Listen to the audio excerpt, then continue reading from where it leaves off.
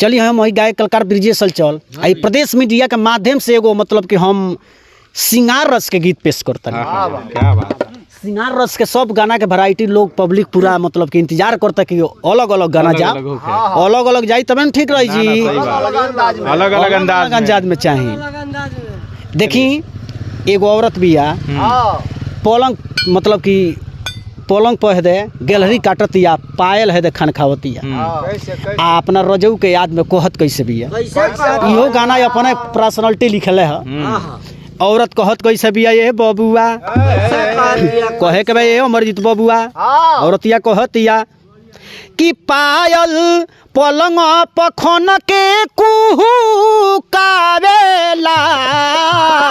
हे रजऊ तो पायल पलंग पखन के कुहू कावेला ए तो बिंदिया पिया पिया कोही के बोलावेला आओ ये राजा पिया कोही के बोलावेला तो बिंदिया पिया पिया कोही के बोलावेला बिंदिया पिया पिया कोही के बोलावेला। औरतिया कहतिया का अरउरा देखतनी प्रदेश मीडिया हम गायक कलाकार ब्रिजेश हलचल अभिनंदन बंदन करतनी पूरा श्रोता समाज के। औरत कहतिया तो पायल पलंग पखन के कुहू कावेला जय हो बिंदिया पिया पिया कोही के बोलावेला आवो ये रजाऊ तो बिंदिया पिया पिया कोही के बोलावेला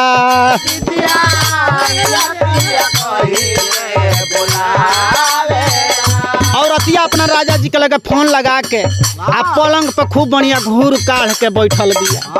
अब आधा रात में 12 बजे गैलरी काट के फोन लगा के अपना रजऊ से कहतिया ये बबुआ आँखिया के कजरा सोइया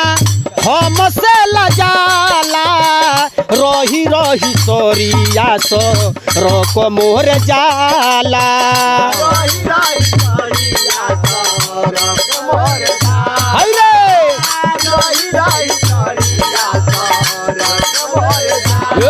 आँखिया के कजरा राजा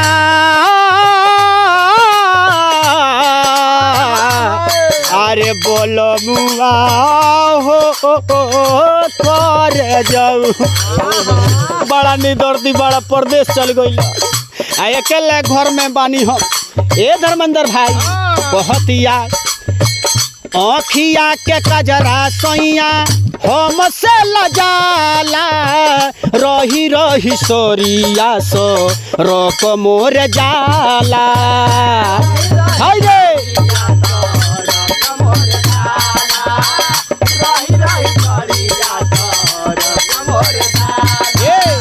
तो तोहर प्यार सोइया पागल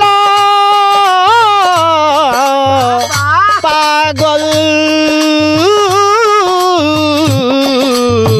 ए राजा जी बबुआ तो तोहर प्यार सोइया पागल बा नावता बिंदिया पिया पिया कोही के बोलावता ए रजवा ना तो बिंदिया पिया पिया कोही के बोलावता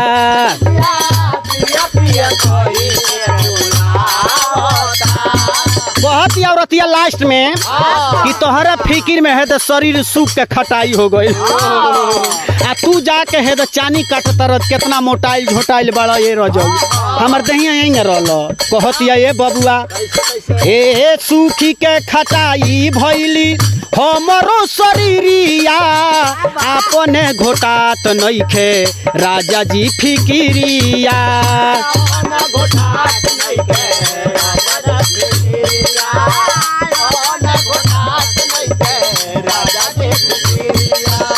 सूखी पी के खटाई भैली राजा जी शरीरिया ओनो ना घोटाला ये राजा चिंता फिकिरिया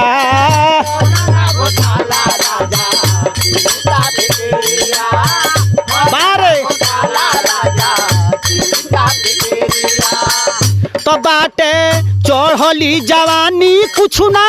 भावता बाटे चढ़ली जवानी कुछ ना भावता बिंदिया पिया पिया कोही के बोलावता जय हो हाँ तो बिंदिया पिया पिया कोही के बोलावता चलो